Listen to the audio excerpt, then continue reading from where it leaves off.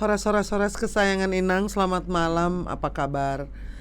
Malam ini Inang kedatangan tamu seorang perempuan cantik, Ibu Julia, yang juga klien dari Kamarudin Simanjuntak. Kemarin kita sudah berbincang, tapi malam ini kita mau lebih fokus lagi kepada bahwa mafia hukum itu ada, mafia hukum itu nyata.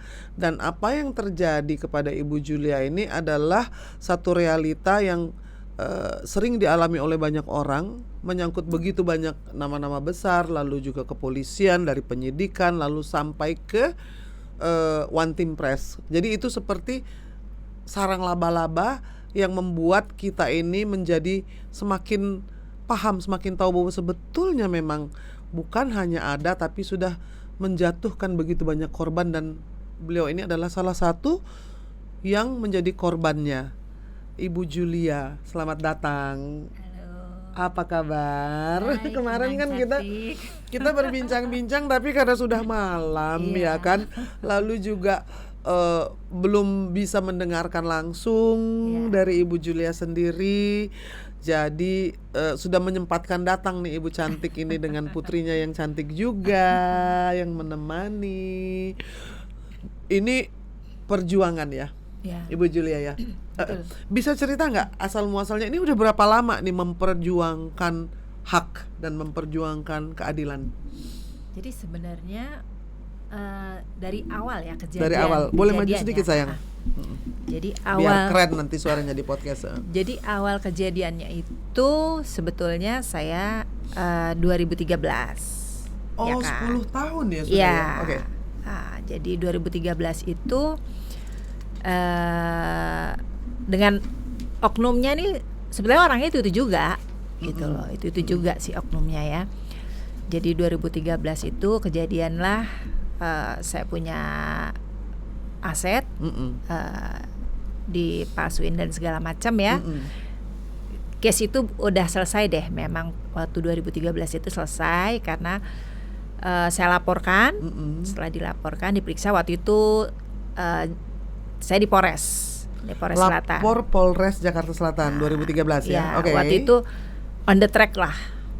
Dia menjalankan itu dengan benar ya, sehingga case saya itu boleh berjalan dengan baik.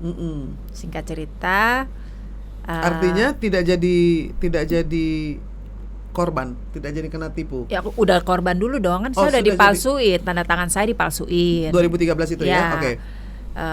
Saya surat kuasa saya tidak pernah memberi kuasa, dipalsuin. Nah, makanya kan terus diperiksa di lab 4, tanda tangan saya non identik, berarti kan tanda tangan saya dipalsuin, Nang. Ya kan? Akhirnya TSK lah, di TSK-in lah si orang itu gitu loh. Akhirnya dia menyerahkan, minta damai sama saya. Saya pikir kan pada saat damai itu saya tahu aset saya yang lain masih ada, ya kan? Sama orang ini gitu loh. Maksud saya ya udah serahin dong, baik-baik aja, ya kan? Dia nggak mau menyerahkan tuh. Saya sempat suratin secara pribadi, terus nggak digubris. Waktu itu saya juga, situasi saya memang lagi agak kurang fit ya badan saya, jadi saya pikir ya udahlah someday. Saya berpikirnya gini loh, Inang, nggak mungkin sertifikat saya atas nama saya, karena kan ini mantan suami saya, ya dong. Sebut aja nggak apa-apa kok. Ya. Jadi mantan yang minta suami damai saya, ini yang menjadi TSK. Ya, si TR ini udah minta damai sama saya. Sekarang gini loh, Inang, kita kan berawal baik. Kenapa sih nggak baik-baik aja, gitu kan? Saya juga nggak mau loh mempermalukan orang, enggak, gitu loh. Maksud saya serahin aja untuk yang lainnya, gitu loh. Baik-baik. Saya sudah menyurati, tapi saya nggak digubris, gitu loh. Terus saya berpikir gini, secara awam aja ya, saya kan buta hukum, saya kan bukan lawyer, ya kan? Ada pengacara waktu itu? Belum. 2013. Oh ada. Ya? Okay. Tapi kan saya pikir ya udah, saya secara umum gini loh, yang secara umum dan wajarnya dan seharusnya, gitu kan. Dan selayaknya tidak mungkin seseorang bisa membalik nama sertifikat tanpa seizin pemilik. Benar nggak, Inang? Iya, secara teori memang nggak mungkin. Ya nggak mungkin dong. Iya. Bisa Inang punya terus tiba-tiba nama saya tanpa Inang jual misalnya gitu, kan nggak mungkin kan? Pasti akan ada pemalsuan ya, Ya, kalaupun bisa. nah ya kan. Jadi saya berpikir gini, ya udah deh, nggak mungkin itu bisa dibalik nama. Someday kamu harus kasih saya. Saya berpikir gitu dong. Toh anak-anak kan sama saya, gitu kan. Ada berapa anaknya Ibu Julia? 2. 2 ya, oke. Dari TR ini ya? Iya. Ya, oke. Jadi pas tahun 2019 saya ketemu bekas lawyer saya, lawyer keluarga yang sering dulu zaman saya sama TR ini berumah tangga, saya sering lah, maksudnya lawyer ini ngurusin surat-surat tanah saya untuk ngurus semua lah ya dia gitu loh. 2019 tuh ya? 2019. 6 tahun kemudian ya? Saya ketemu tuh, saya ketemu beliau, Sika ini. Ketemu dia spesial khusus nelfon saya. Bukan Kamarudin dong? Bukan. Okay. Ini. Nah, dia bilang sama saya gini, "Ibu, kenapa Ibu tidak mau urus surat-surat Ibu, sertifikat Ibu?" Saya bilang gini, Pak Karyono, saya sebut nama ya, Pak Karyono. Sebut aja nggak apa-apa. Saya gimana mau ngurus, kan waktu saya pisah, saya itu kan diusir. Saya nggak sempat menyelamatkan saya punya surat-surat di berangkas. Sebentar, Ibu Julia diusir dari rumah sendiri? Iya. Itu rumah punya Anda? Iya. Tapi diusir? Iya. Hebat banget. Saya yang penting saya menyelamatkan anak saya, karena kan saya tahu karakter dia. Iya, tapi itu jarang loh. Rumahnya kamu, tapi kemudian diusir meninggalkan rumah sendiri gitu ya. Oh, berarti yang nebeng tuh TR. Itu rumah benar atas nama dari awal? Iya. Oke. Gitu. Jadi Oke. saya berpikir saya tidak mau ribut. Saya ngalah, saya keluar sama anak saya. Saya tuh nggak suka ribut gitu loh. Males ribut-ribut gitu. Udahlah, saya keluar sama anak saya. Tergantung sih, kalau sama orang baik ya kita jangan suka ribut ya. Iya, kan? cuman karakter saya emang sebelah sih. Kalau sama orang zolim iya sih. gimana? Kalau sama orang yang kejam saya pikirkan udahlah, karena kan dia orang yang temperamen. Saya nggak mau ada terjadi sesuatu gitu ya. Saya pikir udahlah, saya ngalah gitu kan. Karena anak-anak ini kecil-kecil, nggak baik juga kan. Waktu itu ada yang melindungi nggak, lawyer yang memberitahu atau keluarga yang mengetahui perlakuan dari TR kepada Julia? Enggak, saya nggak mau cerita juga enggak ya. lah, Nah ini pengalaman ya. Iya. Ini pengalaman bahwa ketika kamu mengalami kesusahan, masalah hukum, lalu juga mungkin KDRT. Oh ya, saya ngalamin. Iya kan, lalu ada pengusiran, lalu juga hak-hak kamu dikangkangi, lalu juga kamu menderita lahir dan batin. Nah, perempuan itu mau bercerita aja sulit. Ya kan, mau minta perlindungan aja sulit. Makanya saya bilang inilah yang menjadi seperti lingkaran setan, sehingga akhirnya ketika sudah menumpuk lalu kemudian menjadi semakin dalam masalahnya, akhirnya nggak tahu mau mulai dari mana karena dari awalnya tidak berani speak up. Ini ada contohnya nih, Ibu Tiwi yang berani speak up. Karena begini, kita itu kadang-kadang takut aib ya. Aib. Sebetulnya bukan aib, semua orang di dunia ini punya masalah. Dari mulai Ratu Elizabeth, Lady Diana sampai ke istana manapun juga itu punya aib. Betul. Kalau mau disebut aib, kalau Inang menyebutnya punya masalah. Ya, kalau kita selalu takut dengan aib, maka tidak ada yang berani melindungi kita, tidak ada orang yang tahu masalah kita apa, tidak ada yang tahu kronologis. Tahu-tahu kayak orang kanker udah stadium 4 sayang. Coba kalau dari awal ada deteksi dini, mungkin ada yang bisa prevent, ada yang bisa bantu, dan kamu nggak sendiri gitu. Tapi anyway, itu cuman sedikit encouragement aja, supaya next time perempuan-perempuan yang haknya diambil, lalu juga menderita KDRT, lalu kemudian lahir batin disakiti, tidak merasa beban untuk menceritakan, bukan dengan niat untuk menjelek-jelekan, tetapi untuk melindungi diri sendiri. Itu adalah self love juga sayang. kamu mencintai diri kamu menerima penderitaan kamu, tapi kamu tidak membohongi diri kamu juga gitu jadinya, ya kan? Iya. Oke, Betul sih. karena Inang mikirnya gini, 2013 ke 2023 lumayan lama ya. Iya. Oke, 10 tahun. Oke.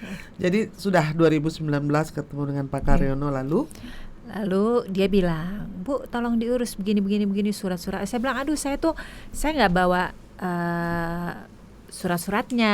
Terus akhirnya Pak Karyono, ini loh Bu, dicek, saya dikasih tuh nomornya. Oh iya, puji Tuhan buat saya ya. Oh yaudah, udah deh, saya periksa nih ke BPN semua. Loh kok berubah tiba-tiba? Saya bilang saya nggak pernah jual beli, ya kan? Saya nggak pernah hadiri notaris, apalagi gitu kan? Terus saya lihat di surat-surat itu ada KTP saya yang lama. Kan kalau KTP lama sudah mati dong. Saya sudah punya KTP yang baru gitu loh, dengan alamat berbeda dan nicknya kan beda zaman dulu ya, gitu loh.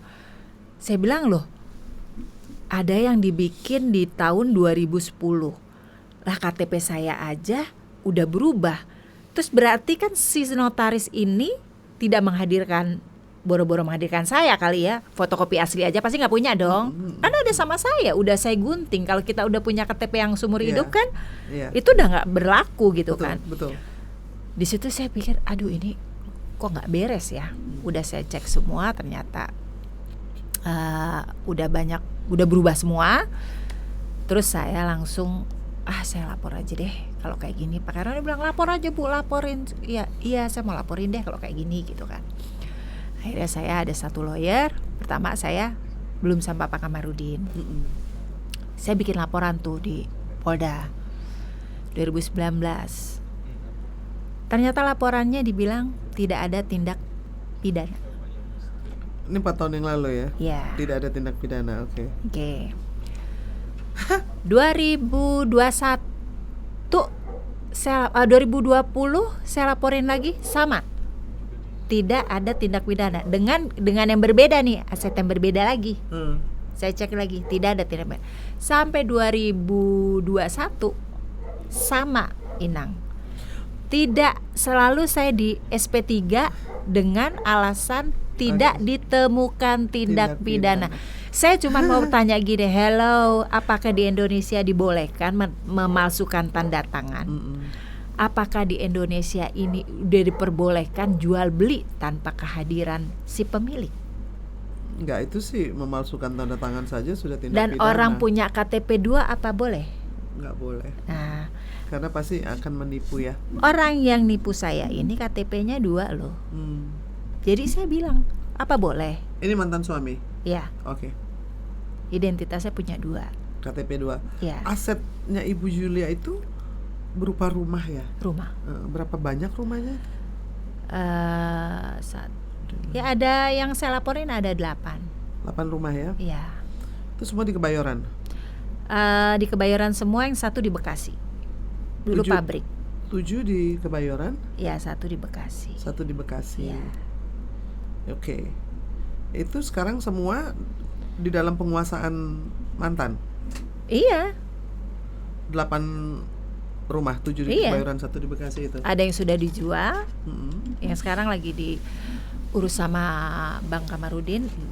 Ya saya merasa kan nggak ngejual dong, kita harus suratin yang beli. Gimana caranya kamu bisa beli itu? Pasti terlibat juga. Iya dong. Ya. Penipuan. Ya kita nggak tau ya, apa dia ditipu juga, kasihan juga sih yang beli ya. Iya, gitu. Tapi itu dia kan nggak tahu. Tapi kan tidak mungkin kalau dia nggak cek, kalau mungkin suami ya. Istri masih waktu itu sudah bercerai belum? Pada waktu terjadi transaksi itu? Saya udah nggak sama saya gitu loh. Jadi surat itu dibikin semua mungkin mundur ya. Dibikin mundur gitu loh. Jadi ada yang satu lagi lucu deh Inang. Jadi waktu saya laporin dia 2013, saya temuin surat. Sekarang kebayang mungkin nggak sih orang, saya sudah lagi ada kasus nih sama si TR. 2013 saya laporin dia. Tiba-tiba di Bekasi, tanah saya di Bekasi, saya beralih semua di tahun 2013. Seperti saya kayak ada jual beli sama dia. Masuk akal nggak? orang yang dia saya laporin tiba-tiba yang di Bekasi udah beralih, saya bikin akte jual beli sama dia. Aneh nggak? Nggak mungkin, karena kan kalau dilihat dari kronologis tuh kan Nah, nggak mungkin, berarti itu dimundurin ya. Iya mundurin semua. Jadi kita sampai benar-benar saya tuh pas ngeliat itu gimana ya, kok Ada polisi notaris, ini lihat ya, ada nggak notaris sih gitu yang loh. melegalisir itu semua ya. Ada, notarisnya udah mati. Oke, jadi notarisnya ini juga palsu. Nah Berarti itu, almarhum. almarhum. Nah maksud saya gini, kan semua itu ada minuta ya Inang ya. Minuta terus ada protokol. Pengganti, ya itu belum diperiksa. Nah, itu yang harus diperiksa Nah oleh itu nggak polisi. diperiksa, tidak diperiksa dan sudah dibilang tidak ditemukan. Jadi saya bingung, kok belum dikerjain, belum melakukan apa-apa. Ya pasti bagian dari kong kali kong ini nggak mungkin ya kan, Iya. karena jelas ini korban, lalu juga ada aset yang berpindah tangan karena penipuan, lalu yang bilang tidak ada pidana itu bisa dipidana. Bisa ya? Oh ya, tentu saja. Karena kan ini sebetulnya bukan sesuatu yang membutuhkan penyelidikan atau investigasi. Ini palsu, ini Lucunya rumah Inang, saya dijual gitu kan. iya, orangnya itu juga.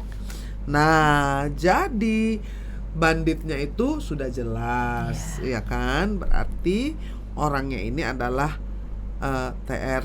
Memang itu pahit sekali ya untuk diucapkan, karena kadang-kadang dibilang, oh mungkin karena sakit hati, mungkin kalau menceritakan yang tidak baik itu karena mungkin dendam. Padahal memang hal yang mengerikan terjadi. Yeah. Kriminal itu tindak pidana itu sudah terjadi gitu, makanya harus speak up. Kalaupun ke polisi dianggap tidak ada pidana, maka patut dipertanyakan. Nah, makanya kan pas saya Ada apa dengan Bareskrim dan dengan Polda gitu kan pertanyaannya. Nah, pertanyaan saya juga nih Inang. Jadi waktu pertama kali Bang Kamarudin kan melaporkannya di Bareskrim. Setahu saya ini orang bodoh hukum ya, nggak paham gitu. Cuman katanya, memang seharusnya kalau kerugian di atas 25 miliar itu harus di Bareskrim. Makanya abang kan laporannya kemarin di Bareskrim. Bareskrim ya. Tapi ternyata dilimpahkan ke Polda. Itu saya bingung, question mark buat saya. Ya saya mungkin nggak tahu ya, seorang bodoh nih, nggak ngerti nih gitu loh. Karena memang kan kita ini sudah terbiasa dibola-bola oleh polisi ya kan. Lalu juga kalau misalkan kerugiannya itu taksirannya sekitar 200 miliaran ya. Oke, kalau sekitar 200 miliaran dan sudah dilaporkan ke Bareskrim, yang bilang tidak ada tindak pidana ini dari Bareskrim atau dari Polda? Polda. Ya udah, balikin lagi aja ke Bareskrim. Supaya yang bilang tidak ada pidana di Poldanya ini diperiksa juga. Jadi kita ini kan sudah terlalu capek dipermainkan, dibola-bola gitu, bahwa masyarakat punya hak untuk dilindungi, dilayani, dan juga diayomi, dan itu kan tidak terjadi berarti kepada Ibu Julia. Oh iya, saya sampai pernah waktu itu yang tahun 2000 laporkan berapa ya? 19. saja siapa yang menangani ini lalu mengatakan tidak ada pidananya, karena mungkin harus diperiksa. Iya kan? Yang periksa ini harusnya Propam. Nah, kalau Propamnya nakal kayak FS, itu kan sekarang sudah terbuka. Makanya, jadi kebuntuan hukum ini yang harus didobrak, karena kalau enggak korbannya akan berjatuhan terus-terusan. Polisi-polisi yang nakal ini tidak bisa ditegur, tidak bisa dipecat, tidak bisa menerima hukuman. Kenapa? Karena yang mestinya menjadi polisi ini paling nakal. Kan ini yang sekarang terjadi, kita ngelihat ya kan. Gimana mau ngadu FS-nya kayak gitu kan. Oh iya. Nah itu sekarang kan sudah menjadi pengetahuan umum. Mudah-mudahan ya kepolisian ini memang betul-betul ingin kembali kepada Tribrata dan Catur Prasetya gitu, karena korban seperti Ibu Julia kan banyak sekali ya yang tertindas, teraniaya, kemudian dikriminalisasi.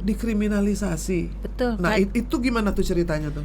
Iya, saya melaporkan, dibilang tidak ditemukan tindak pidana, padahal bukti-bukti dan itu udah saya serahkan, dan notaris juga belum diperiksa, belum apa, saya udah di SP3, malah saya dilaporin. Alasannya? Saya tidak memberikan bukti-bukti yang valid lah, seolah-olah bukti saya itu palsu. Lah, yang memalsu notaris dan memalsu tanda tangan dan bingung nggak? memalsu KTP dia kok bisa jadi Bingung nggak? dibalik? Makanya saya cuman gini, Ya, saya tuh Inang dari air mata sampai kesel, sampai kadang-kadang cuman aduh Tuhan, kayak keadilan memang bener-bener murni Tuhan aja deh. Kayak di dunia udah capek gitu loh ngelapor. Kayak saya bener, kadang saya pengen gini, gimana ya naluri mereka tuh kalau rasain di posisi saya apa ya? Apa kalian nggak pernah ngerasain gitu? Ngeliat seorang ibu datang ngelapor, perempuan loh saya ini gitu loh. Direspon dong dengan baik ya. Saya tuh nggak minta dibela Inang, saya minta diluruskan. Saya nggak minta dibela, dilurusin aja. Yang benar-benar, yang salah. ya. Itu loh. Saya pernah bicara dengan Pak Arianto tadi ya. Beliau mengatakan bahwa satu, kemampuan penyidik kita itu jauh di bawah rata-rata. Dua, terlalu banyak kasus dan terlalu sedikit orang yang menyidik. Tiga, karena ketidakmampuan dari soal kapasitas dan juga kuantitas ya, sehingga akhirnya menjadi yaitu siapa yang mau dijadikan terdakwa, buktinya mau diapakan, siapa yang kemudian mempunyai kuasa, mempunyai uang, lalu mempunyai akses, maka itu yang akan menjadi rekayasa kasus. Bahwa sudah terjadi dari mulai penyidikan itu diakui sendiri oleh purnawirawan polisi dan oleh orang-orang yang seperti Ibu Julia dan banyak sekali korban-korban yang sudah berjatuhan. Jadi kalau kemudian orang yang benar dikriminalisasi itu menjadikan polisi ini tidak menjalankan tugasnya sebetulnya. Lalu apa yang Ibu Julia lakukan? Sudah ngadu ke Kompolnas belum? Belum kayaknya. Boleh ngadu. Ini kan ini nanti bisa ke Kadif Propam, lalu juga ini kan Pak Mahfud MD ya kan, dari podcast ini mudah-mudahan ditonton juga oleh dari Bareskrim atau Polda, karena begini, kebanyakan kebuntuan hukum ini ya membuat semakin merajalela mafia hukum. Kalau orang yang haknya dianiaya, haknya diambil, dipalsu surat rumah, dipalsu surat KTP, dipalsu surat notaris, dipalsu semua surat-suratnya, lalu kemudian tidak dibela oleh polisi, maka ini menunjukkan bahwa betul mafia hukum itu ada. Makanya Ibu berada di sini, setidaknya kita ini menyuarakan keadilan, karena ketidakadilan itu terlalu banyak. Ini sekarang nih Ibu Julia ini orang berpendidikan, orang yang punya uang dan punya aset, itu saja bisa dikriminalisasi. Benar nggak Bu? Betul. Kebayang nggak rakyat jelata? Iya. Nah, makanya saya bilang saya membantu, saya tidak memandang strata sosial, tidak memandang masalahnya apa, selama masih bisa kita berjuang bersama ya. Karena jadi ini kan membuktikan bahwa mafia hukum itu ada dan sudah dimulai dari tahap penyidikan. Kalau Ibu Julia yang sudah dirugikan begitu banyak oleh orang yang sama berulang-ulang, kan berarti itu bukan hanya oknum, tapi ini sudah menjadi komplotan. Karena bukan satu kan yang dijual. Betul. Ada 2, ada 3, ada 4 gitu kan, dari tahun 2013, bener nggak? Iya, saya tuh bingungnya gini loh, kok semudah itu? Apakah pihak BPN nggak periksa atau jadi saya kadang-kadang, nah Ibu kan tahu ada mafia tanah. Iya. Ya udah. Iya sih, dari hulu ke hilir ya. Jadi Iya. kadang aduh bener loh, sampai saya aduh Tuhan ini saya mesti gimana ya. Terus kayaknya kok kita yang bener, kita tuh nggak dilihat gitu loh, bener-bener kayak ya udahlah, lu nothing gitu loh. Ih gila ya, saya yang kita udah dirugiin, terus kita disuruh diem.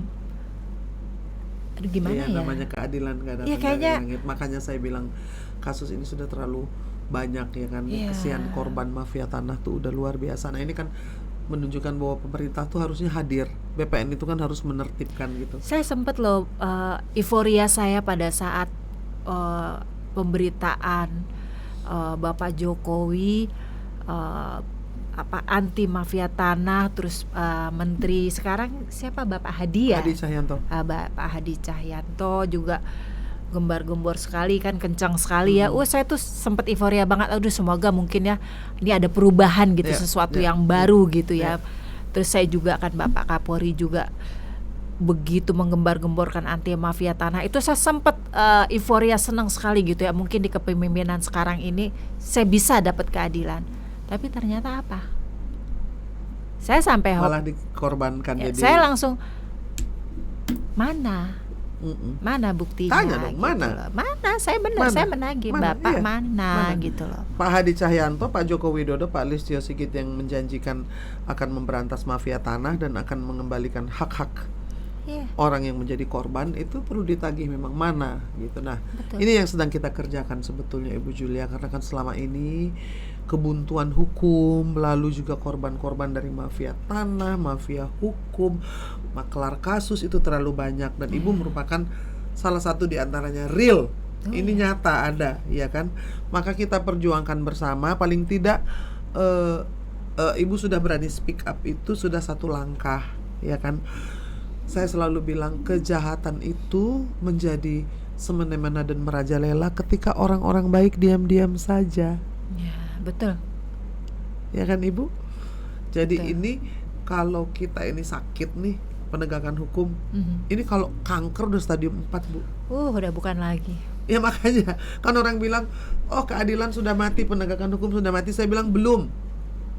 Kenapa? Karena kita masih punya nurani nih, masyarakat, rasa keadilan masyarakat itu. Yang protes ketika Eliezer menderita ketidakadilan, dan yang akan protes ketika Ibu Julia tidak mendapatkan keadilan. Karena begitu banyak sekarang kan Ibu berbicara kepada ratusan ribu orang, mungkin kepada jutaan orang yang akan menjadi saksi dan juga menjadi bagian dari kita yang mendaki nih jalan terjal menuju ke keadilan. Tapi paling tidak Ibu Julia tidak sendiri lagi. Iya, puji Kan? Tuhan. Ada saya. Ada podcast Inang. Iya benar, kemarin tuh memang saya kadang kalau abis pemeriksaan tuh ya dari Polda, saya sering nangis loh. Sampai saya nangis kadang-kadang. Saya bilang, aduh ini kayak gini. Kebayang rasanya. Ada manfaatnya nggak sih saya diperiksa di Polda ini? Saya udah gitu sampai saya bilang sama abang waktu saat dilimpahkan itu, saya tuh sampai udah gini, hopeless rasanya. Apa ada gunanya nggak sih saya lapor begini gitu? Iya. Capek loh, capek, kita gitu ya, terus capek hati gitu, capek waktu kita dipermainkan, tiba-tiba nanti di SP3 lagi. Sampai saya kadang gini, sampai waktu pernah saya lagi di BAP, saya bilang, Pak saya mau tanya, saya ngomong nih masalah satu penyidik, boleh nggak Pak orang punya KTP 2? Saya sampai gitu loh, diem aja terus dia, ya nggak boleh Bu. Nah, tapi apa? Ya? Karena akhirnya semua menjadi aturable, itu yang berbahaya ya kan. Kalau saya sih masih percaya gitu loh bahwa sistem yang mesti diperbaiki di kepolisian ini tidak akan bisa terjadi tanpa bantuan kita, ya kan. Itu siapa yang bilang tidak ada tindak pidana, siapa yang periksa di Polda itu kemudian bisa dilaporkan, nanti kita juga minta bantuan supaya sistem itu bisa berjalan, walaupun tidak mudah, tetapi mungkin Bu Julia sudah tidak sendiri ya, ada Kamarudin Simanjuntak. Puji Tuhan sekarang saya melihat kayak ada setitik pengharapan cahaya gitu loh, begitu saya lorong gelap. Iya, saya begitu ngelihat Pak Kamarudin, Inang gitu ya, podcast Inang gitu, saya ngelihat oh ini mungkin ya. Mungkin saya di Polda tuh saya udah mati rasanya. Bener Inang, saya udah mati rasanya gitu. Tapi abang bilang, kamu harus semangat. Ayo, terus kemarin diajak podcast Inang itu saya luar biasa, saya senang. Jadi saya bisa meluapkan perasaan saya selama ini yang saya rasakan gitu ya. Saya cuma berharap kalau bapak-bapak polisi tolong ya. Saya ini seorang ibu gitu ya. Kadang-kadang saya punya perasaan yang lelah juga gitu ya, berkali-kali saya seperti ini gitu loh. Mau sampai kapan? Apa mau sampai nanti saya udah nggak ada, sampai anak saya lagi nanti ngurus, nggak selesai urusan saya. Sampai saya bilang sama anak saya, semoga urusan mama selesai ya sebelum mama meninggal. Saya sampai gitu. Ya, perjuangan kalau saya juga sama. memperjuangkan keadilan itu selama hayat masih dikandung Iya. badan. Jadi sampai ke liang kubur pun kita kan memilih ya Iya. untuk menyuarakan kebenaran. Makanya saya bilang ini kan podcast perjuangan untuk kebenaran dan keadilan, sebetulnya membantu perempuan-perempuan yang terzolimi, yang teraniaya baik secara fisik, Ya. lahir, batin, Batin. materi, Ya. moral. Jadi itu banyak dimensi yang melukai perempuan, yang kemudian akhirnya bukan hanya perkara soal aset yang dirampas lalu dirampok ya, tetapi juga perlakuan yang diterima itu yang menyakitkan. Oh ya. Ya kan? Itu saya paham sekali gitu. Jadi makanya ya mudah-mudahan lah. Dulu juga Inang berjuang kok bikin PPA itu untuk perempuan dan anak Ya. bareng dengan Ibu Saparina Sandi. Ya, semoga podcast. Sekarang kita berjuang sama-sama. Iya, ya podcast Inang ini benar-benar buat saya titik terang. Terima kasih sayang. Gitu, masih ada cahaya gitu loh di Empowerment tengah kayak gini ya, kegelapan. Kayak lampu Iya, ini. kadang kita kan kayak Coba udah lihatlah ini contohnya yang sudah bercahaya, sudah berdaya, Iya. sudah berdaya. Perempuan itu satu harus saling mendukung perempuan dalam kebaikan dan kebajikan. Dua, harus membuat perempuan lain berdaya, bukan memperdayakan perempuan lain. Ketiga, perempuan itu harus solider dalam mencari keadilan dan mengatakan kebenaran. Betul. Jadi kita ini tidak gampang diadu domba, tidak gampang dipermainkan, lalu tidak gampang dipatahkan. Karena sebetulnya perempuan itu adalah makhluk yang sangat kuat, yang sangat lentur, empunya rahim, empunya kehidupan, yang harus dimuliakan sebetulnya. betul.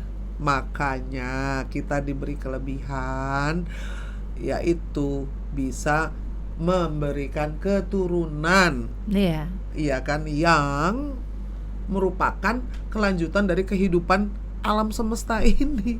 Betul, Inang. Jadi kalau perjuangan Ibu Julia itu berlangsung sudah 10 tahun, jangan sedih Ibu sayang, karena perjuangan itu memang butuh waktu, butuh ketabahan, butuh juga ketegaran. Betul. Yang penting kan Ibu Julia udah nggak sendiri lagi, Bu ya, ya puji kan? Tuhan. Itu saja, bisa sehat gitu, bisa lihat si Iya. cantik, siapa namanya cantik itu? Andelip. Andelim. Cantik sekali kamu. Terima kasih udah nemenin mama ya sayang. Oh, ya. selalu dia Jadi dampingin pelipur saya. lara, penghibur mama. Iya.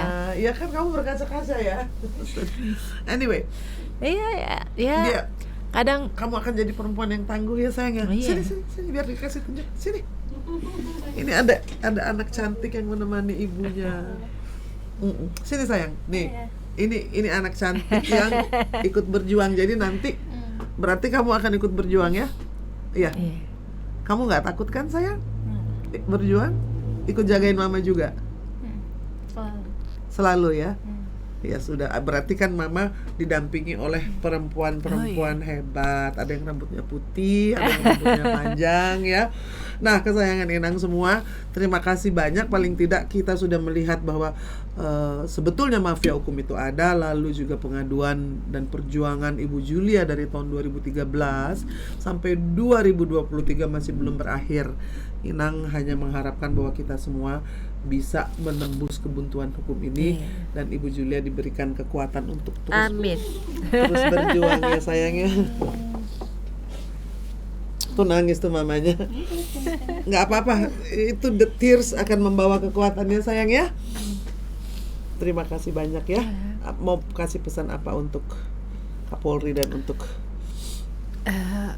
Bapak-bapak yang terhormat, saya sebagai rakyat kecil yang berharap penuh agar permasalahan ini boleh selesai, menjadi terang.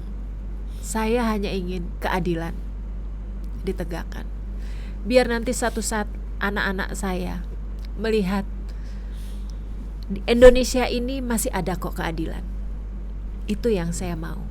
Biar nanti generasi selanjutnya bisa melihat Indonesia ini benar-benar Indonesia yang bisa menjadi negara yang adil dan makmur. itu Sesuai saat dengan saya. cita-cita Republik Iya, ya. Karena tidak akan ada makmur tanpa keadilan. iya, Sepakat. Ya. Semoga didengar oleh iya. tadi Pak Jokowi, didengar oleh Pak Hadi Cahyanto, lalu didengar Bapak oleh Kapolri, Pak Kapolri Pak Listio. saya mohon bantuannya. Terima kasih Amin. Bapak-bapak. Semoga ada jalannya. Terima kasih banyak ya sayang sudah menemani Mama. Terima kasih banyak kesayangan Inang. Sampai jumpa lagi Horas. Horas Inang, Horas. Horas. Inang. Bisa kamu bilang Horas? Paras.